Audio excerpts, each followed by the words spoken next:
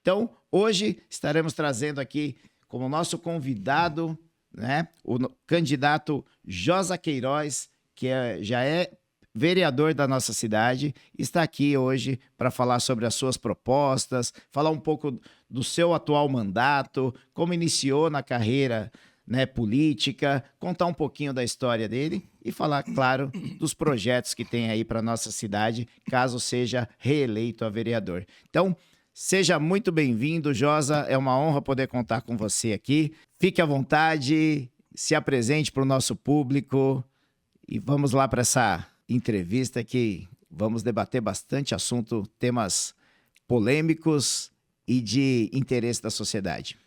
Tudo bom? Como é que você está, Reginaldo? Prazer enorme estar aqui. Parabenizar você, o Gabriel, né, pela iniciativa de estar criando esse espaço, que é um espaço, mais um espaço que a gente tem de poder debater, discutir a nossa cidade, de trazer pessoas que têm influência, seja no meio empresarial, seja no meio comercial, sejam lideranças de bairro, seja do meio político, né?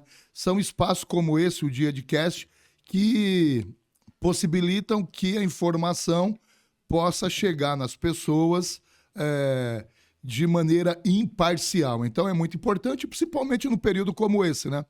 Que nós estaremos debatendo, discutindo a cidade, num período como esse que você, morador da cidade de Diadema, vai ter a oportunidade de fazer a escolha do próximo prefeito da nossa cidade e dos próximos vereadores e vereadoras que irão compor a Câmara Municipal. Então, nada melhor do que ter um espaço como esse, porque ajuda, né? A democratização da informação é tudo, né? E Diadema não poderia ser diferente. Então, mais uma vez, parabenizar todos que seguem o canal, parabenizar você, parabenizar o Gabriel e toda a equipe do Diadcast. Obrigado. E eu queria, para a gente iniciar, que você falasse um pouquinho como que começou essa sua vida política, como que você começou na política, né? Até para aquele eleitor ainda que de repente não te conhece, para saber um pouquinho mais do Josa. Reginaldo, eu comecei, na realidade, muito cedo, né? Comecei a participar da política através da minha família, do meu pai, o ex-vereador Zé do Norte, da minha mãe, Dona Raimunda, né? Sempre foram militantes do Partido dos Trabalhadores. Eu me filiei ao PT em 89, né? E desde então que a gente vem, mesmo desenvolvendo outras atividades aqui na cidade. Nessa época nós tínhamos uma Casa do Norte, na Avenida Dom João VI, mas nós sempre participamos da vida política da cidade, né? O nosso ambiente de trabalho, o nosso comércio sempre foi um espaço de encontro das pessoas, né? Região do Jardim Caema, Jardim das Nações, Jardim ABC, Tabuão. E muitas dessas pessoas sempre se utilizaram desse espaço para poder fazer suas reivindicações, né? Meu pai sempre teve uma relação de muita proximidade, seja com esse prefeito Gilson Menezes, Zé Augusto, na década de 80, década de 90. E aí, em 92, ele, através de um debate, de uma discussão com a comunidade, ele decidiu sair candidato. Disputou a primeira eleição em 1992. E desde lá que eu deixei de apenas ter a minha militância, né, política para passar a exercer uma atividade mais política cotidiana, né? E aí vem. Aí eu já fiz de tudo, cara. Que você imaginar, meu irmão, na política eu já fiz, né? Eu já fui assessor de deputado estadual, fui assessor de deputado federal, já fui presidente, atualmente sou presidente novamente do Partido dos Trabalhadores, mas já fui presidente anteriormente, já fui da direção municipal do PT, da direção estadual do PT, já exerci cargos de diretores de habitação nessa cidade, já fui secretário de habitação nesse município, né? Então, a minha trajetória é uma trajetória que ela vem de muito tempo, né? E aí, em 2012, o nosso agrupamento político decidiu que estava na hora de lançar uma nova candidatura. O meu pai já não vinha muito bem de saúde, né? Sim. Meu pai já vinha com vários problemas, e problemas sérios de saúde. Então, em 2012, nós decidimos lançar a nossa candidatura. Então, foram 5 eleições consecutivas do meu pai, todas com sucesso, 92, 96, 2000, 2004 e 2008. E em 2012 eu me lancei candidato a vereador, pela primeira vez. Obtive êxito na eleição de 2012, me recandidatei em 2016, também fui reeleito, me candidatei novamente para o meu terceiro mandato, que eu estou atualmente, em 2020, também obtive êxito nas urnas. É sinal que nosso trabalho é um trabalho sério. Sim. Porque quando você passa pelo crivo das urnas, você está sendo mais do que testado pelas urnas. O seu trabalho está sendo avaliado. Então, tudo que você fez ao longo daquele período está sendo analisado pela população. Então, se você vem numa sequência anteriormente com meu pai de 5 mandatos e agora comigo de 3 mandatos, é porque nós temos um trabalho sério, né, meu? E no meio dessa sua trajetória, você também teve um pleito também para deputado estadual, né? Como foi essa experiência, João? Foi, cara, foi muito louca. Eu fui convidado, depois da eleição de 20, eu fui convidado em 2021 para poder disputar a eleição de 22 para deputado estadual. E aí eu pesei muito na balança, mas depois que você vê uma sequência de mandatos, a experiência que nós acabamos adquirindo do ponto de vista executivo, legislativo, pensei, por que não, né? Por que não a gente dá um salto a mais, né? E Diadema, há muito tempo que Diadema ele é carente, é uma cidade carente de representação de deputados. Os deputados, com raríssimas exceções, os últimos agora, principalmente que passaram nessa cidade, nunca foram deputados que tiveram nenhum compromisso com Diadema. Nunca trabalharam para ajudar a resolver problemas estruturais da nossa cidade. Esse discurso do deputado de que eu mandei emenda não é nada mais do que obrigação do deputado mandar. Mas o que você contribuiu para poder melhorar na segurança pública no nosso município? Ou seja, qual a intervenção que você fez junto à Secretaria Estadual de Segurança Pública para poder ampliar o total de contingentes aqui no nosso município? Né? O que você fez para ajudar a melhorar a saúde? Um exemplo, nós temos o Hospital Regional de Serraria. Por que esse hospital continua trabalhando de portas fechadas no nosso município e atende mais gente de fora de Diadema do que da própria cidade? Qual foi a sua contribuição enquanto deputado para você melhorar a qualidade e a estrutura das escolas estaduais do nosso município? Dando 3 exemplos aqui, Reginaldo. Sim. Então, os deputados, os últimos que nós tivemos agora, foram deputados medianos, deputados que não contribuíram para poder resolver os problemas do nosso município. E isso me estimulou muito a me candidatar. Conheci o estado de São Paulo praticamente inteiro. Foram 18 meses, quase 18 meses de campanha. Eu fiz uma pré-campanha, porque eu não era, nunca tinha me candidatado a um cargo desse. Então tive que correr muito estado. Rodamos mais de 22 mil quilômetros. E, ao final, obtivemos 57.020 votos, que foram insuficientes para poder garantir uma cadeira, não para mim, mas para a cidade de Diadema. Tanto é que agora está aí, ó. Nossa cidade, faltou 2.300 votos. Nossa cidade não tem um deputado estadual nem um deputado federal que possa ajudar o prefeito Felipe a governar, a trazer mais recursos e a enfrentar esses problemas que são estruturais dentro dessa cidade, da nossa e de qualquer outra cidade. Né? Então, a função de deputado é uma função muito importante. Agora, infelizmente, tive 31 mil votos em Diadema. Agora, se olha para a nossa cidade vizinha, São Bernardo do Campo, tem 6 deputados, 4 estadual e 2 federais. Ou seja, a capacidade de se buscar recurso, investimento e solução para os problemas de uma cidade quando você tem esse nível de representatividade é infinitamente maior do que quando você tem uma cidade que nem a nossa, que tem vários problemas estruturais e que você não tem uma interlocução nem no Estado, nem no governo federal, a não ser diretamente pelo prefeito, para poder contribuir, né, na solução de problemas que precisam de ajuda, né, meu? Sim, mas assim, dentre esse seu ponto de vista, essa sua explanação, né, que eu acho que é muito importante isso, e você levantou um dado muito importante, que São Bernardo hoje tem 6 representantes, 6. Seja estadual, seja federal. E um ministro. Né? E o ministro. Então, assim, como a gente muda isso na cidade? Porque, assim, eu vejo da seguinte forma: não falta informação para o povo, para a sociedade, da importância que é ter um deputado, um representante estadual, um representante federal. Não falta essa informação chegar de forma antecipada, não só na época da eleição, mas de forma antecipada, de repente, uma escola legislativa, alguma coisa nesse sentido? Reginaldo, a informação é tudo, e a informação dentro de um processo de eleição, ela faz com que o eleitor acerte mais do que erre. Sim. Eu vou te dar um dado aqui que é interessante. Só esses 6 deputados estaduais e federais, eles tiveram em Diadema Então, aproximadamente 40 mil votos.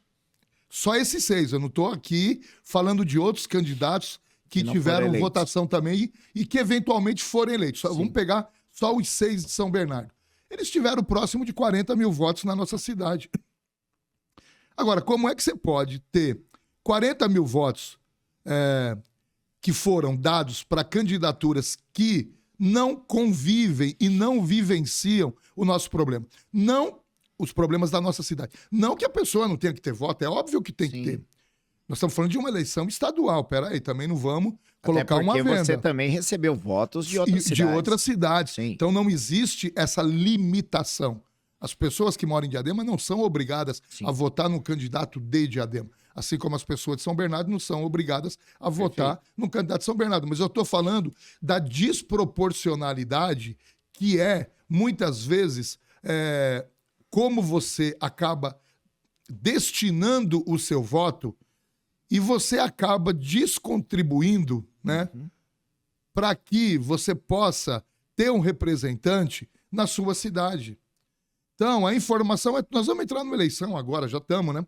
Numa eleição que é a escolha de vereadores. E muitas vezes as pessoas não votam pelo seu trabalho, as pessoas não votam pela sua proposta, as pessoas não votam pelo que você representa e significa dentro de determinado segmento social. As pessoas não acompanham o seu trabalho. Existe uma relação que é extremamente populista e assistencialista por parte de uma parcela de quem disputa essas cadeiras legislativas, seja no município, no estado, no governo federal, e que muitas vezes as pessoas dão mais importância, o eleitor dá mais importância para uma prática assistencialista e populista do que para o trabalho, para um bom projeto de lei, um bom fiscalizador, alguém que se preocupa de ir lá resolver os problemas do bairro e não das pessoas individualmente. Então, a falta de informação, tomado com esse tipo de prática, acaba muitas vezes induzindo o eleitor a ele fazer uma escolha que muitas vezes desqualifica ou diminui a importância que tem o poder legislativo na nossa cidade, no estado de São Paulo e no país. E aí, eu faço campanha há muito tempo. Porque não, a culpa não é só dos políticos, não. Sim. A qualidade dos representantes que nós temos nesses espaços é responsabilidade do eleitor. Quem vota é o eleitor. Quem escolhe é o eleitor. Se você tem uma Câmara Municipal desqualificada, com péssimos representantes, você tem que fiscalizar. Você que deu voto é que tem que cobrar. Tem que saber por que o trabalho do vereador não está sendo feito da maneira correta. É disso que se trata. Informação. Sim, inclusive, acho que isso é fundamental o que você falou. Até porque hoje, né, o meu trabalho pessoal hoje, eu trabalho com administração de condomínios, e a gente sempre fala, né, que os condomínios são pequenas cidades, onde ali tem o prefeito, que no caso, fazendo uma analogia, né, o prefeito é o síndico, os vereadores ali são o pessoal do conselho e os eleitores são os condôminos, né? E aí a gente sempre fala, né, porque hoje o número de pessoas que descem para uma assembleia de condomínio para escolher o seu síndico, para escolher os seus conselheiros, e às vezes quando aqueles que vão na assembleia, eles falam assim: vai lá você, vai você, não, fica você lá, que não sei o quê. Ou seja, escolhem de uma forma totalmente, vamos dizer, irresponsável, e depois lá na frente quer cobrar. E, infelizmente, isso a gente acaba vendo também nessa escolha do poder público também. Como que você vê isso, Josa? o direito de escolha nem sempre ele segue uma lógica que é a lógica do que é melhor para o coletivo. Quando você se omite do processo de participar, não apenas a partir do seu voto, de um processo eleitoral, mas quando você não quer saber, quando você não quer se envolver, quando você não procura informação, você está transferindo para aquele cara que gosta, para aquele cara que se envolve, para aquela pessoa que tem interesses nas decisões que serão tomadas futuramente nesses espaços de poder, porque é disso que se trata. Sim. São espaços de poderes, são espaços que influenciam na vida das pessoas, diretamente e indiretamente. Meu amigo, minha amiga, você achar que a política não tem nenhuma interferência na sua vida, você está tremendamente equivocado. A política, ela interfere diretamente, queira você ou não. O problema é quando você abdica do direito de escolha, de participação, e você acaba transferindo para um outro que muitas vezes é atendido única e exclusivamente por uma prática paternalista, assistencialista, tem um atendimento pessoal, individual. Então, aquela pessoa ele vai votar em alguém que está beneficiando individualmente ele, os interesses dele. E você que não quer participar, transferiu para essa pessoa que não está preocupado com o coletivo, que não está preocupado com o problema de transporte no bairro, de saneamento no bairro, com a falta de vaga de creche que você tem na sua comunidade, na sua cidade, com a falta de médico, com a falta de segurança pública, que são pautas coletivas. Quando a gente fala de segurança, nós estamos pensando em todo mundo. Sim. Nós não estamos pensando no indivíduo individualmente, Reginaldo. Quando a gente fala da necessidade da gente cobrar os políticos para eles debaterem mais a cidade, os problemas da cidade e discutir menos o atendimento personalizado, nós estamos cobrando que a gente tenha uma Câmara Municipal que ela seja representativa, que ela possa, de fato, exercer essa função. Agora, quando você tem uma parcela do eleitor que ele, além de se omitir do processo, se abdicar do direito de voto, de escolha, ele transfere para outro, você está dando um cheque em branco. Sim. E aí, depois não adianta reclamar. Ah, o prefeito que escolheram. Ah, não está fazendo nada. Eu não fiz parte disso. Eu não fiz parte disso. Você fez sim. Aliás, o maior responsável é você, que se omitiu do processo, que não quis participar, que não quis debater. Gente, hoje nós temos o celular. Hoje nós temos rede social. Apesar de ter muita fake news, né? E muita informação que é plantada única e exclusivamente com o intuito de tentar desqualificar alguém, de tentar diminuir a imagem de alguém, de tentar atacar alguém. Mas a gente tem hoje uma fonte, Reginaldo, muito grande de informação. Tá aqui, ó, o Diadcast. É uma fonte segura de informação. Você pode vir, porque tem crédito à informação. É uma informação que não é manipulada. Então, cara, a gente tem que insistir. Sim. Eu sou daqueles que eu acho que a democracia no nosso país é muito nova. Estamos falando de uma democracia que foi através do voto garantido a partir de 1988. Nós temos regimes aí, Estados Unidos, na Europa, regimes de 300, 400, 500 anos. Nós estamos falando de um regime muito novo, que nós estamos aprendendo ainda a lidar com isso, né? De um país continental, né? O país é gigante, né? Então, uma dimensão... Sim, né? Várias culturas, vários pensamentos, ideologias e tudo mais, né? Mas agora, partindo pro futuro, né? Vamos falar um pouquinho de futuro, do seu plano de governo, né? O que você tem de propostas, né? Até como candidato à reeleição para nossa cidade? Ó, primeiro, acho que é importante a gente saber qual que é o papel do vereador. Acho que é fundamental isso também. É o principal. Eu vejo alguns caras fazendo campanha aí na rua. Cara, e assim, na boa, eu me impressiono. Me impressiono. Porque o vereador, ele não executa. O vereador, ele não é prefeito. O vereador, ele propõe. A principal tarefa no vereador é a elaboração de projetos de lei e fiscalização dos atos do executivo, além dele propor, através do seu mandato, determinadas ações que possam vir a ser executadas pela prefeitura. Mas mesmo para você propor, você tem que saber e tem que conhecer, e é obrigação do vereador conhecer, o que é um orçamento municipal. Qual que é a capacidade de endividamento que a cidade tem? Não adianta eu sair numa eleição, meu irmão, em cima de um carro de som e dizendo pro povo daquela comunidade, se eu for eleito, se eu tiver o apoio de vocês, eu vou construir uma unidade básica de saúde. Você se apropriou, se tem capacidade de investimento para construir unidade básica de saúde? E após a construção da unidade básica de saúde, você sabe se tem folga no orçamento? Se a prefeitura não está no limite prudencial do comprometimento com a folha de pagamento de 51%, porque tem um custeio, você vai ter que contratar profissionais.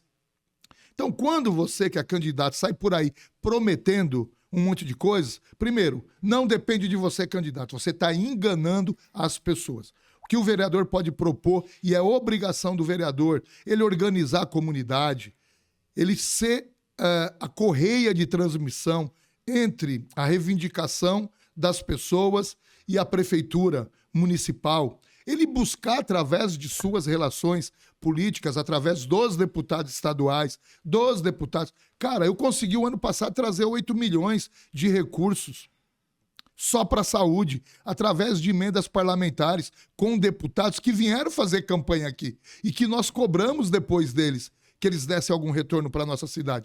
Nós conseguimos iluminar o campo do Serraria e não foi o Josa que iluminou, mas foi o Josa que foi a Brasília, que conversou, que dialogou, que viu que tinha documentação no campo, tinha projeto, a prefeitura elaborou o projeto, definiu quanto que ia custar, nós colocamos isso embaixo do braço, fomos até Brasília, tivemos uma reunião, 2, 3 reuniões, conseguimos convencer um deputado a ele mandar emendas para essa finalidade. O recurso chegou na prefeitura, a prefeitura contratou o recurso, eu acompanhei a obra, fiscalizei a obra não ficou pronta e não ficou do jeito que a gente gostaria.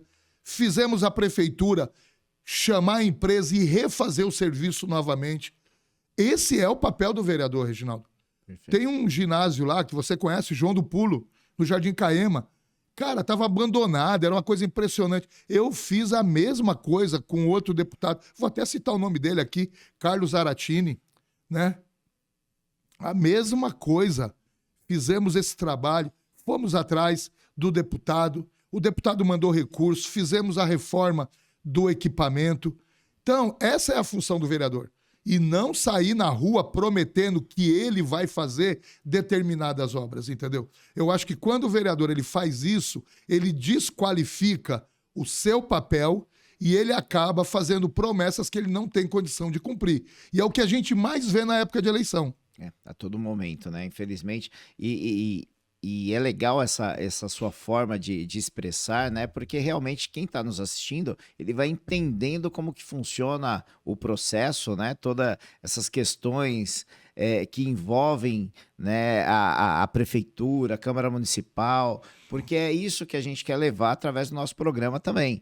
É levar essas informações para que o munícipe, né, o morador da cidade, ele tenha condições de saber separar o joio do trigo, né, saber identificar o que pode ser palpável e o que é ilusão, né, que às vezes vendem sonhos, vendem vento, né, que acho que isso é muito ruim. É disso que se trata, vendem ilusão. Sim. Ó, eu vou dar aqui um exemplo concreto.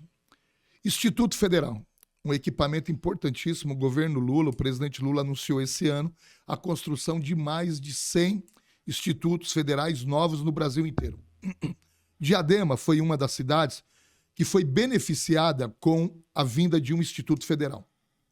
Vai ser feita a desapropriação de uma área enorme que a gente tem na cidade, onde funciona o Clube Okinawa hoje, no final da Avenida 7 de Setembro, pelo Ministério da Educação, pelo MEC. Então, eles vão desapropriar aquela área, já foi assinada autorização para isso, vão pagar a desapropriação e vão construir um campus do Instituto Federal ali, para atender 5.000 alunos na área de capacitação e profissionalização do nosso jovem que muitas vezes não tem acesso a disputar uma vaga na faculdade ou principalmente nas públicas federais, que é muito concorrido e muito difícil. Apesar da gente ter, né, expedientes como o Enem, a gente ter o ProUni, enfim, você tem mecanismo. Mas é muito difícil, filho de pobre, morador da periferia, disputar as melhores vagas nas faculdades públicas federais.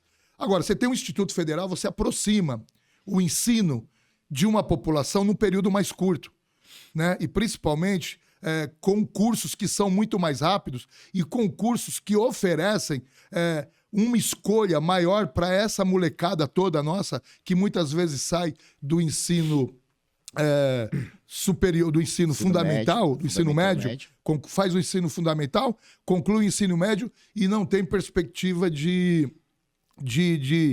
ocupar uma faculdade. Exato. Né? Então, o Instituto Federal é um baita no equipamento. Então, vir para Diadema vai ser um ganho, a parceria do prefeito Felipe com o presidente Lula. Você sabe quando nós começamos, no meu mandato, a vereador, discutir com as faculdades, discutir com o MEC, discutir com a prefeitura, há 1 ano e meio atrás. Nós fizemos uma audiência pública ano passado, onde nós trouxemos o MEC, trouxemos reitoria de outras faculdades federais, Unifesp, a Faculdade Federal de Santo André. Nós trouxemos representantes da Secretaria Municipal de Educação. Nós trouxemos representantes do movimento em defesa da ampliação dos investimentos na área de educação aqui da região do ABCD. Ou seja, nosso mandato articulou todo o movimento que 1 ano e meio depois desencadeou no anúncio de uma dessas 100 unidades virem para Diadema. Então, foi uma bandeira de luta nossa. Né? Nós estamos por trás disso. A gente trabalha para isso. Agora, eu não posso chegar e assegurar de que a vinda, e nem posso fazer isso, do Instituto Federal foi uma conquista do Josa. Não, mas o nosso mandato teve participação, contribuiu, ajudou, iniciou o processo de organização e de luta aqui na cidade, Reginaldo. Sim. Isso é tarefa do mandato. A defesa da construção do novo hospital que nós estamos fazendo, e Diadema precisa do novo hospital. Nós vamos falar sobre isso. Antes de você entrar no hospital, eu queria que você comentasse também com a gente a respeito do quarteirão da educação. Que, já que estamos falando de educação, e assim, eu particularmente, né, eu, Reginaldo, né, nem uma opinião do programa, nem de nada. Eu, Reginaldo, eu acho que a gente só vai mudar o nosso país através da educação. Então, assim, e isso é importante para a cidade. Esses movimentos, né, hoje o município ele conta com 61 escolas de educação, né, básica e 40 creches conveniadas de acordo com a demanda, né, das regiões. E a chegada do quarteirão da educação vai ser fundamental para o complemento dessas escolas básicas que existem hoje, né? Qual o tamanho dessa conquista para a cidade? Como que você vê isso, esse ganho para a cidade de Diadema? Olha, a chegada do quarteirão da educação muda o contexto e o conceito de se fazer educação nessa cidade. Você bem lembrou agora, nós temos 61 creches e EMEBs que são administradas diretamente e 40 que são conveniadas. Estamos falando de uma rede perto de 35 mil alunos que a gente tem na cidade. E ainda temos as escolas que foram municipalizadas, principalmente na região sul de Diadema. A vinda do quarteirão estabelece um novo conceito de educação, né, onde nós vamos ter equipamentos regionalizados que irão atender um número maior de crianças. Então, o quarteirão da educação ele vai atender desde as crianças da creche até os alunos do fundamental, passando pela pré-escola. 1.800 crianças num espaço de 22 mil metros quadrados. Um espaço com biblioteca, com teatro, com cinema, com piscina, que vai ser aberto os finais de semana para a comunidade do entorno, aquela região ali do Marilene, Vila Popular, Gazusa, que é uma das maiores densidades demográficas que a gente tem na nossa cidade. Ou seja, você começa a concentrar, né, essa política, que é uma política que é revolucionária e que é transformadora, que é a política de educação. Eu também, cara. Eu só acredito na mudança e na consciência das pessoas através da educação. E a educação em Diadema é um tema que a gente tem que se orgulhar. Temos que nos orgulhar. Nós temos aqui uma política municipal de educação que é referência no Brasil inteiro. Hoje, os nossos profissionais em Diadema são os profissionais mais bem remunerados da região do ABCD. Hoje, nós temos programas incríveis dentro da nossa rede. Nós temos a Lente do Saber, que é um programa que identifica quando a criança tem algum problema de visão e ela faz o exame dentro da nossa rede e já recebe o óculos gratuitamente. Tem programas como o de Dandara Piantã, que debate e discute a importância da gente combater o racismo, mas principalmente promover a inclusão e a relação entre as crianças, desde muito novinho, de que todo mundo é igual, de que não tem diferença na cor da nossa pele, do nosso cabelo, né? Na escolha que a gente tenha do ponto de vista de religião, de que todos podem e possam conviver de maneira respeitosa e harmoniosa. E a gente só muda isso, Reginaldo, se for com a educação. Então, a vinda do quarteirão é um instrumento novo e estabelece também um novo modelo de fazer educação na nossa cidade. Porque é o seguinte, todo mundo vai querer. A segunda unidade já está aprovada pelo governo federal, que vai ser ali no Céu das Artes, divisa do União com Inamara, onde hoje funciona a Escola Fabiola. Então, o Fabiola vai ser também demolido e ali vai vir uma segunda unidade do Céu das Artes, integrando com o espaço de cultura e de lazer que já tem do lado ali do... Perto do circo. Do ali, circo, né? Isso mesmo, final da Afonso Monteiro da Cruz. Eu falo o nome da rua porque eu não sou forasteiro, entendeu? Eu moro em Diadema, conheço Diadema com a palma da minha mão, né? Chico Mendes, Afonso Monteiro da Cruz. Então vai ser a segunda unidade. E é óbvio que outras regiões da cidade, como a área central, como a região oeste, Serraria, Conceição, como a região norte, Caema, Tabuão, Campanário, também vão querer que tenha esse modelo de equipamento nas suas regiões. Então, para mim é um modelo que é transformador. Eu só fico feliz, cara, quando eu vejo um equipamento desse. O que eu me questiono é como que alguém pode publicamente ser contra um equipamento desse. E tem gente que é contra, infelizmente. Provavelmente porque tem condição de pagar uma escola particular para os seus filhos, né? E que não defende que esse tipo de investimento seja feita nas áreas periféricas. Tá. Eu queria até em cima dessa linha de raciocínio, né, do quarteirão da educação, a gente partir também já, até porque o tempo também é curto, a gente partir para a questão da saúde. E hoje nós temos um equipamento gigante que está aqui próximo da gente aqui, que é o quarteirão da saúde, e ele, por muitas vezes, é muito criticado, né? E, de repente, a população, às vezes, ela fala, vai construir um quarteirão da educação, ele vai ser funcional, ele vai ter esse atendimento que a população realmente precisa, porque nós já temos o quarteirão da saúde, que, entre aspas, né, não funciona, o pessoal fala. Só que eu queria que você explicasse como que funciona o quarteirão da saúde, como que a gente pode separar uma coisa da outra e para ter até um entendimento da função de cada equipamento dentro da cidade. Acho que o principal é isso, as pessoas terem compreensão de como cada equipamento funciona na cidade. Precisa separar as coisas. Não é verdade que o quarteirão da saúde não funciona. Não é verdade. E eu falo isso com muita propriedade de quem conhece o quarteirão da saúde. E conheço por dentro. Conheço o térreo, conheço o primeiro, conheço o segundo e conheço o terceiro andar. O quarteirão da saúde, ele é totalmente ocupado por atividades de atendimentos de especialidades. A grande confusão que se faz é o fato de você ter um pronto-socorro que trabalha de portas abertas, que tem que atender todo mundo 24 horas, porque é o SUS, Sistema Único de Saúde, com o equipamento quarteirão da saúde. Quando o quarteirão foi concebido, a ideia do quarteirão sempre foi você ter um centro de especialidades. Ou seja, você ter o oftalmologista, você ter o o médico que trabalha, Urologista, ginecologista, urologista, você tem o médico que trabalha com o cardiologista, você tem você tinha até o ano retrasado um atendimento que funcionava lá dentro, que era o atendimento de fisioterapia, psicologia, né? Que hoje está quase que exclusivamente sendo feito na Santa Casa.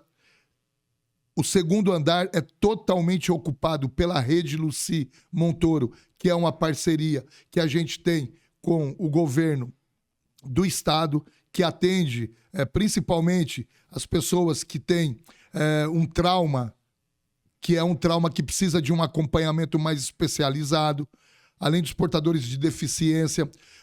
Você tem o ambulatório trans que funciona lá dentro, né? Você tem uma série de serviços que são realizados hoje ali, que são encaminhamentos que são feitos pela nossa rede municipal, pelas nossas UBS. A UBS é a porta de entrada. Então, você é atendido na UBS, você precisa passar no especialista que tem na nossa rede. Tá? Então, eu preciso passar no cardiologista. Eu sou encaminhado pela nossa UBS para o cardiologista, que está onde? No quarteirão da saúde. Você não tem como colocar um cardiologista em cada uma das 20 UBSs. Você não tem como colocar um serviço especializado que é de troca de prótese dentária em cada unidade básica de saúde. Nós temos os dentistas nas unidades básicas de saúde, mas eles fazem pequenos atendimentos. Se você precisa fazer implante, você precisa fazer um tratamento mais especializado, você é encaminhado para o quarteirão. Se você precisa fazer um atendimento, principalmente de mamografia, os exames de mamografia, são todos feitos no quarteirão. Então tem uma série de exames, que são exames pedidos pelos médicos e atendimentos de especialidades, que são feitos no quarteirão, mas só com guia.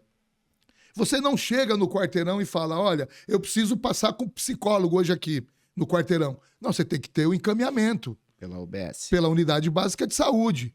Agora, qual que é a grande confusão? Que você tem um pronto-socorro do lado. E o pronto-socorro, ele tensiona mesmo. Porque é atendimento 24 horas. Então, nós estamos construindo a nova UPA. Deve ficar tudo pronto e ser entregue para a população no prazo dos 40 dias. A nova UPA do centro. Essa UPA do centro, ela vai substituir o atendimento que é feito pelo pronto-socorro do quarteirão da saúde. Ou seja, a gente vem adotando uma série de medidas. A vinda e a construção do novo hospital faz parte dessa estrutura. A construção de uma UPA no Paineiras também faz parte dessa reorganização da estrutura da rede. Porque a gente tem problemas, Reginaldo. Sim. Temos vários problemas. Ninguém está vindo aqui para dizer de que a saúde de Diadema, assim como a saúde de vários outros municípios, passa por uma crise muito grande. Faltam profissionais para poder trabalhar hoje no SUS. Faltam profissionais. A gente tem uma grande dificuldade de contratar médicos para trabalhar em Diadema. E isso não é uma particularidade de Diadema. Várias cidades estão passando por essa mesma dificuldade. Agora, quando a gente busca reorganizar a estrutura de atendimento, a gente busca de maneira racional também tentar fazer com que esses equipamentos, vai ajudando a distensionar o outro. Hoje, a gente tem o pronto-socorro do quarteirão da saúde e a gente tem o hospital municipal que também tem um pronto-socorro dentro dele funcionando 24 horas. Ou seja, existe um nível de tensionamento muito grande do próprio hospital e do quarteirão da saúde. Então, o PA do Eldorado já foi entregue há 2 meses atrás, funcionando 24 horas. Nós vamos ter na Sul, na Norte, a UPA do Paineiras, funcionando 24 horas. Nós vamos ter a UPA do Centro, substituindo o pronto-socorro e funcionando 24 horas. Vamos ter a construção do novo hospital aqui em Diadema.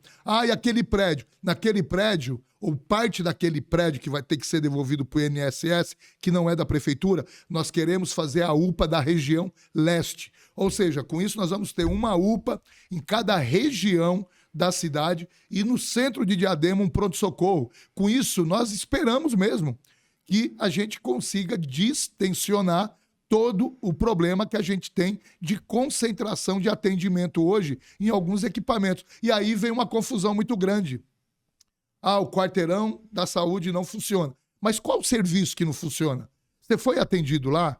Você teve a guia encaminhada? Você passou por tratamento? Porque quem é atendido, quem é tratado, quem é cuidado, avalia e avalia muito bem. Perfeito. Não, acho que é importante isso até para pro nosso munícipe, né, entender como que funcionam os equipamentos da nossa cidade, né? Porque a ideia nossa aqui é justamente levar essa informação e aqui é independente de partido, de qualquer ato político aqui, né? O nosso programa é totalmente imparcial e a gente quer entender como que funciona, porque nós que somos moradores da cidade precisamos saber disso, né? E às vezes a gente fica com dúvida, mas o quarteirão tal, e essa explicação foi muito interessante. Mas a questão da segurança, né?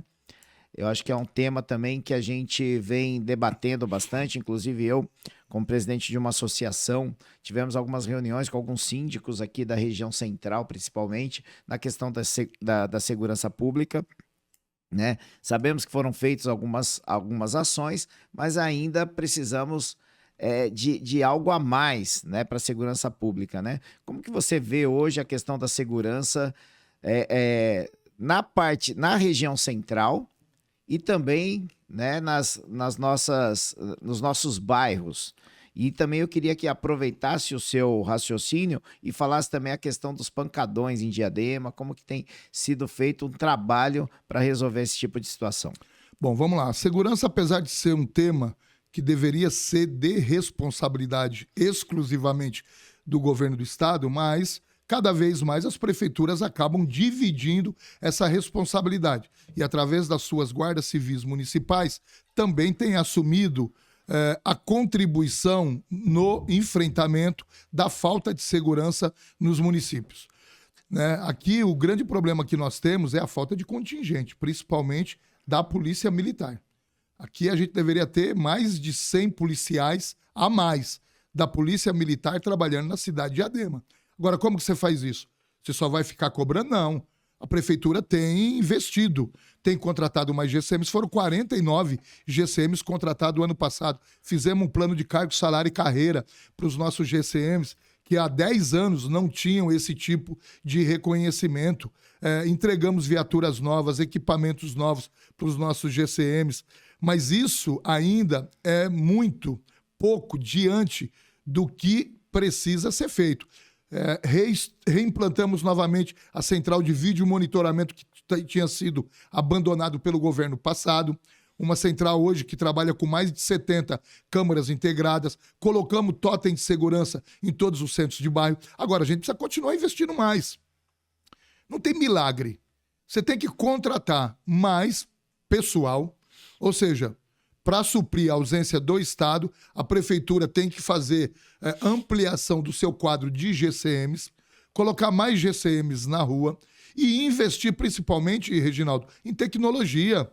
Sabe, você acabou de falar aqui Sim. da Brasconde, que é uma associação que articula, né, vários condomínios aqui na nossa cidade. O próximo passo é você criar, através dessa central de vídeo monitoramento, uma parceria com os condomínios, com as empresas, com os comércios, para poder começar a integrar todo mundo que tem câmera de vídeo monitoramento e trazer a tecnologia para o nosso lado. Você ter a tecnologia como mais um instrumento, mais uma ferramenta de combate ao crime organizado, principalmente quando o crime ocorre. Agora, você tem que trabalhar na prevenção. E trabalhar na prevenção é colocar mais gente na rua. Não tem jeito. Agora, precisamos cobrar um pouco mais a presença do governo do estado e de investimento do governo do estado na nossa cidade. Em relação aos pancadões, nós tínhamos 18 pontos de pancadões viciados nessa cidade, quando nós assumimos em 2001. Hoje, nós temos 3. E eu vou falar para você, não é fácil fazer o enfrentamento e o combate desses pontos de pancadão. Porque é um nível de organização através de redes sociais, através do WhatsApp, que é uma coisa impressionante. Quando você está com a GCM, e acabamos de falar, a necessidade que a GCM tem de poder trabalhar na segurança da cidade, principalmente na prevenção. Então você tira uma equipe, quando você vai para um ponto de pancadão, rapidamente, né, através das redes sociais, o povo se articula, se organiza e vai para outro ponto. Você chega lá às 7 horas da noite, fica até 1 hora da manhã. A hora que você sai com o contingente para poder desenvolver outra atividade, esse mesmo grupo, em fração de minutos, se organiza, chega e começa o pancadão. E também a gente tem que entender, né, não dá para reprimir esse tipo de atividade com bala, com bomba e com porrada. Não é assim que funciona. Tem, evidentemente, que uma questão do respeito, que a gente tem que brigar, temos que lutar e temos que defender que seja preservado, que é do trabalhador, que ele não pode ele ter o seu direito de descanso ser invadido por aqueles que querem se divertir. Quer se divertir, tem que ter um local adequado, tem que ter o local certo. Não dá para ser na porta da casa dos outros. Então, a GCM vem fazendo permanentemente esse enfrentamento na tentativa de eliminar os pontos de pancadão. Conseguimos eliminar vários, mas ainda tem alguns que insistem, que tem muita organização e que tem muitos interesses por trás da manutenção desses pancadões. Mais do que o comércio que gira em torno, existem outros interesses, que aí não é a GCM, não é a prefeitura que tem que combater. É a inteligência da Polícia Civil, é a inteligência da Polícia Militar, e que parece que nesses casos lavam as mãos e não querem comprar essa briga. Perfeito. Bom, estamos chegando aí quase ao final do nosso programa, né? O tempo passa muito rápido. Eu queria fazer um bate-bola, um bate-pronto com você, que você colocasse pelo menos uma proposta do seu, caso seja reeleito, do seu mandato para a próxima vigência, né? Vamos falar sobre esporte. Qual a sua proposta de trabalho para o esporte? Vamos já até resumir: esporte, cultura e lazer. Vamos lá, no esporte, com certeza a reforma, lutar pela reforma dos campos, ampliando essa reforma para a construção de banheiros, principalmente para as mulheres, que é um público que tem, a gente percebido que tem aumentado muito nos campos de futebol. Cultura é mais investimento nas comunidades, mais investimentos na produção local, no artista local aqui da nossa cidade e mudar o perfil dos nossos centros culturais. Perfeito. Meio ambiente? Meio ambiente é plantar árvore, meu amigo. É plantar árvore, A gente vem sofrendo aí, né, com as condições climáticas, né? A gente, né, é um absurdo o que está acontecendo esses dias mesmo no interior de São Paulo. Eu estava em Campinas e aquelas queimadas que teve no interior, a condição climática realmente preocupa, e se a gente não tomar uma atitude, não sei não, viu? Mas vamos ter problemas bem antes do que imaginávamos. É isso, né? Reginaldo, o meio ambiente tem que ser uma preocupação. A gente simplifica que não é só plantar árvore, sim, claro, evidentemente, mas Diadema necessita, né, da gente ter uma política de replantio de árvore urgente. Nossa cidade é extremamente adensada, impermeabilizada, e a gente vive e convive com a falta de verde. Além disso, uma política de coleta seletiva que possa possibilitar que a gente possa diminuir hoje o descarte do que pode eventualmente se tornar, inclusive, mecanismo para muitas famílias poder ter a sua renda, né? E uma outra questão que é importantíssima aqui na nossa cidade e que nós vamos estar lutando muito dentro da área ambiental é para a gente ter um parque aqui na região do Eldorado, um parque que possibilite que a gente tenha área de lazer e os nossos parques poderem, todos eles, servir como um espaço de democratização do uso coletivo aqui na cidade. Como foi a pousada dos jesuítas, que foi um grande acerto a sua reforma e devolução para a população de Diadema. A gente vê também, acho que é uma situação muito importante, né? A gente vê comércios de porta fechada, algumas empresas que saíram da cidade, né? O que fazer? Como criar políticas públicas para a gente reviver tudo isso, né? A gente vai ali para a região do Serraria, que é uma parte que tem mais empresas, a gente vê muito galpões fechados, né? Como trazer esses empresários, né, para que eles tenham interesse na nossa cidade, né, para reabrir vagas de emprego, para que o morador de Diadema não precise sair aqui da cidade e trabalhar lá no centro, na Zona Leste, Zona Norte, para que tenha empregos na cidade. Não é com guerra fiscal. Então também não vamos simplificar esse tema. Depois da pandemia, nós tivemos um grande problema em Diadema e em várias outras cidades. Muitas empresas fecharam, muitos comércios fecharam, e não foram todos que tiveram condição de se reestruturar após o período da pandemia. Então, é evidente que a política municipal ela pode estabelecer alguns mecanismos. Nós temos uma lei municipal de incentivo de geração e de desenvolvimento local, que ela precisa ser aperfeiçoada, debatida, discutida, mas não dá para achar que isso se dá única e exclusivamente a partir do município abrir mão de receita. Né? É isso, entrar na guerra fiscal. Né? A gente precisa ter uma política articulada. O ABCD está sofrendo muito com a saída de empresas. A própria saída da Ford, sim, uma das maiores montadoras aqui do ABCD, possibilitou que várias outras pequenas empresas, principalmente em Diadema, fechassem. Então, a retomada do desenvolvimento econômico tem que ser uma articulação regional. Tem que ter um esforço regional do governo federal para a gente ter portos secos, para a gente ter novas indústrias, para a gente trazer novas indústrias e indústrias que tenham capacidade de ampliar, né? Não apenas o emprego direto, mas o emprego indireto aqui na nossa região. E a gente tem uma estrutura muito boa em Diadema. Eu acho que essa estrutura deve ser melhor aproveitada. Para isso, é importante que a nossa Secretaria de Desenvolvimento Econômico ela possa, de fato, ter uma relação de fidelização com o empresário, com o comerciante, um atendimento diferenciado e a construção de uma política que faça com que Diadema volte a ser um local onde as pessoas queiram implantar o seu comércio, a sua indústria, porque é uma cidade privilegiada. Estamos precisando talvez, além da política regional, dessa rearticulação da nossa política local. Perfeito. Vamos falar agora um pouquinho sobre a habitação, né? Hoje eu queria que você passasse para mim quais são os números do déficit habitacional da nossa cidade e você como secretário de habitação que já foi, né? O que fazer para melhorar esse déficit habitacional e a questão também que a gente fala aqui na cidade, né? A gente não fala de favelas, os núcleos habitacionais, a questão da regularização fundiária. Reginaldo, a gente está diante de um grande problema. E aí, de novo, sim, falando para eleição, eu fico vendo alguns candidatos fazer promessa, eu vou construir 5.000 unidades no meu governo.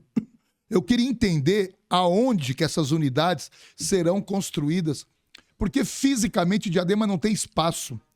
Nós vamos ter que pensar no novo modelo de política habitacional, na criação talvez de uma empresa municipal de habitação, um banco de habitações dentro dos próprios núcleos urbanizados, que a prefeitura possa estar comprando elas, o investimento que foi feito, disponibilizando e financiando para as pessoas que estão hoje na fila. São mais de 12.000 famílias que a gente tem na cidade e nós não temos espaço físico para produzir esse número de unidades habitacionais. E isso só vai crescendo. Então, nós precisamos ver alguns modelos novos. Talvez a criação de um banco de moradias na cidade seja uma alternativa interessante. Talvez porque precisa de estudo, de pesquisa. Então, eu não posso afirmar isso. Mas, com certeza, a redefinição que a gente tem de zoneamentos na cidade, inclusive através de espaços que estão há muitos anos, galpões, sem ser utilizados e que não tem mais a vocação industrial. Precisa ser redefinido esses espaços, talvez, para a produção de novas unidades habitacionais. Os núcleos são núcleos. Nós temos 217 núcleos habitacionais. 1/3 da população mora em núcleo habitacional na nossa cidade. Esses núcleos todos foram feitos a sua mudança e a sua transformação através de investimentos da prefeitura, abertura de viário, abertura de vielas de travessa, parcelamento do lote, entrada de água, de esgoto, iluminação pública. Ou seja, a prefeitura investiu ao longo desses 30 anos em todos esses núcleos habitacionais, alguns em regime de mutirão, outras obras contratadas. Agora, nós chegamos diante de um momento da cidade e que esses locais precisam passar por um processo de revitalização. É que nem nossa casa, se você não troca um tijolo, se você não pinta uma parede, não troca uma tomada, chega um momento que vai se deteriorando, que as coisas vão caindo, que você vai falando, meu, vai cair agora o teto na minha cabeça. É igual esses espaços, né? E a prefeitura, ela precisa voltar a ter um programa para reinvestir e requalificar esses espaços. E junto com isso, já amarrando a entrega do título de propriedade. Foram mais de 5 mil famílias ao longo desses 3 anos que foram beneficiadas aqui em Diadema com o título de propriedade, com a escritura em definitiva. Agora, a gente precisa avançar nesse programa. Agora, não é uma coisa também que você faz da noite para o dia. A prefeitura não pode simplesmente regularizar, fazer uma planta, aprovar internamente e sair entregando as escrituras e os títulos de propriedade. Você tem que passar por um processo de aprovação no cartório. Você entendeu? Que tem suas regras, sim, que tem suas especificidades. E está correto, sim, que tenha.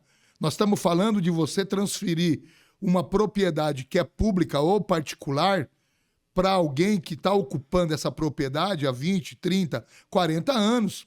Todo esse processo de transferência, ele tem, sim, começo, meio e fim. Então, esses 5 mil títulos que foram entregues é porque você já tinha um processo que vinha sendo construído, inclusive pela administração anterior. É bom que se diga isso. Não estamos aqui só para ficar criticando. Temos que reconhecer alguns avanços que tiveram. Como essa nossa administração agora atual, através da Secretaria de Habitação, já vem produzindo material para que o próximo governo tenha a condição de dobrar a entrega de 5, talvez para 10, 12 mil títulos novos na cidade. Sim. E dessa maneira, a gente vai concluindo o processo de urbanização e concluindo ele com título permanente de propriedade. Ou seja, começamos com barraquinho, investimos, fizemos todo o investimento, o poder público, e agora a gente reconhece o direito à moradia e a função social, entrega o título de propriedade e a partir dali a pessoa é dono, vai receber um IPTU e vai ter direitos e deveres. Porque é disso que se trata. Você administrar uma cidade, você lidar com direitos e deveres das pessoas. Perfeito. E a questão também, eu acho que é importante a gente ressaltar nessa parte da habitação, o crescimento que teve, né, o crescimento imobiliário que teve na região central, né? Vários prédios, se a gente abre a janela aqui, a gente vê vários prédios sendo levantados e como o poder público, né, a prefeitura vai lidar com essa situação, porque aí vem saneamento básico, vem escola, vem mobilidade urbana, rua para né? Então vem tudo, né? Como ver isso? Como que você vê isso daqui 5 anos? Vamos colocar daqui 4 anos, que é o tempo do próximo mandato. Os últimos 10 anos nós tivemos um boom. Foi um boom. Hoje Diadema cresceu e se verticalizou. Então isso traz uma série de impactos, como você acabou de... Trânsito. Né? O trânsito nosso virou caótico. Você tem ruas como a Manuel da Nóbrega que são intransitáveis, dependendo do horário. Então, não adianta, nós vamos ter que fazer uma releitura do nosso plano diretor. A partir dessa releitura, estabelecer aonde e de que forma e qual o nível de adensamento que vai poder ter naquele determinado território, naquele determinado terreno. Hoje você vê cada vez mais os edifícios serem construídos de maneira verticalizada com um número maior de andares, cada vez mais altos, entendeu? Então, isso, em algum momento, nós temos que colocar um ponto final e redefinir uma nova regra de ocupação para que a gente não tenha que conviver com situações como a falta de mobilidade, problema no nosso trânsito, problema nas nossas redes de captação de águas pluviais, né, que são as drenagens da cidade. A região central voltou a ter alagamento. Sim. Por qual motivo? Porque não se limpa a boca de lobo? Para com isso, né, meu? É óbvio que não. É porque você tem um acúmulo muito maior de contribuição do que você tinha há 10 anos atrás. você tem um nível de impermeabilização das áreas que eram permeáveis muito maior do que você tem há 10 anos atrás. Você tem uma contribuição de águas comuns que são absolvidas nesses locais muito maior do que você tinha há 10 anos atrás. E qualquer um que é técnico e não que se mete a querer saber das coisas, sabe que qualquer planejamento que você faz numa cidade, seja do ponto de vista de drenagem, de contribuição de águas pluviais, você faz sempre numa perspectiva de 30 anos. Então, a cada 30 anos, você tem que rever o seu plano de águas pluviais, de drenagem, e agora, inclusive, de mobilidade, de trânsito e de transporte na área central da cidade. Perfeito. Show de bola. Bom, para a gente encerrar aqui, uma questão muito, principalmente para nós que estamos aqui na região central, né? A gente vê o crescimento hoje, né, do morador de rua, né? Então, a gente vê a praça aqui do lado, né, do nosso prédio, o crescimento desses moradores, pontos viciados, né? Como, eu não digo nem, não é combater a palavra certa, né? Como trabalhar essa situação, porque isso a gente sabe que é uma questão de saúde pública também, né?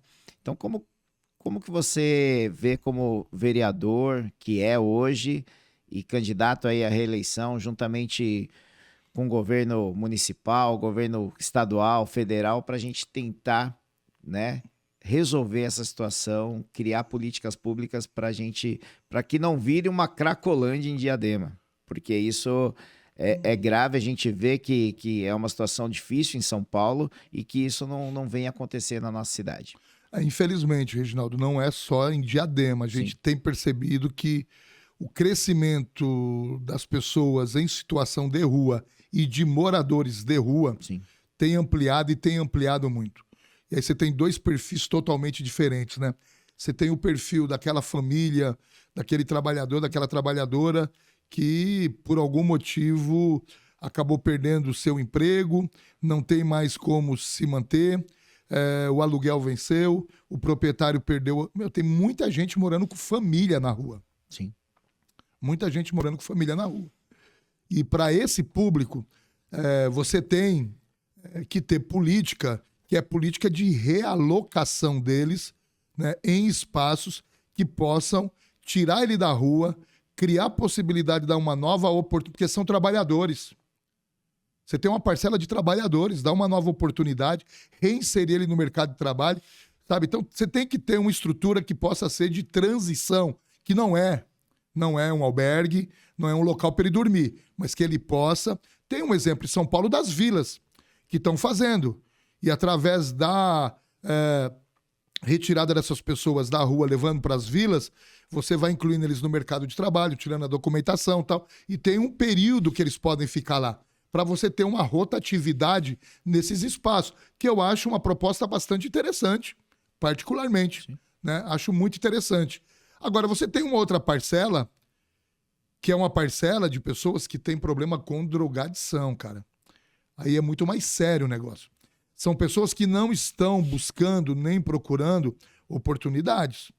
São pessoas, inclusive, que é o seguinte, eles já se fixaram naquele ambiente e naquele espaço, única e exclusivamente com o objetivo de consumo de álcool e consumo de droga. Precisam de ajuda médica. E a grande maioria dessas pessoas não vai receber essa ajuda se a gente esperar que parta deles a decisão de procurar um local para dizer eu preciso me tratar. Isso não vai acontecer. Não vai. Estou falando aqui de internação compulsória, que eu também tenho minhas críticas, entendeu? Mas eu acredito que a gente precisa de uma política que seja mais articulada do poder público, seja na área de saúde, da assistência, seja na área habitacional. As frentes conversarem. Sabe? Né? Seja na área de segurança, porque tem muita gente infiltrado também que se apropria e faz desses espaços o seu puxadinho para poder vender drogas. Cara, tem de tudo no meio. Então você tem que ter uma política que é articulada. O que a gente percebe não é só em Diadema, é que são políticas que são desassociadas uma da outra, elas não se complementam. Sabe, o problema não é meu, é da saúde. Não, não é da saúde, é da assistência. Não, não é da assistência, é da segurança. E a hora que a gente trata esse tema de maneira separada, a construção de uma política única fica muito difícil. Porque nós estamos lidando com interesses que são muito Sombrios. bem articulados e pensados, né? Agora, é evidente que eu acho que a gente não pode permitir que a cidade ela chegue no nível de outros locais que a gente tem visto aí, que você perca o espaço público para esse tipo de ocupação do espaço. Agora, são pessoas que precisam da nossa ajuda. Eu mesmo, no meu primeiro ano de mandato agora, eu fui um dos caras que mais articulou a construção, novamente, do Centro Pop. A gente tem além de albergues, além de casa transitória, nós temos um Centro Pop aqui na nossa cidade. Sim. Sabe? Que atende, fornece alimentação, disponibiliza espaço para eles poderem deixar os seus pets, comer lá com os seus pets, dá aula durante o dia do EJA, tenta reinserir novamente eles no mercado de trabalho.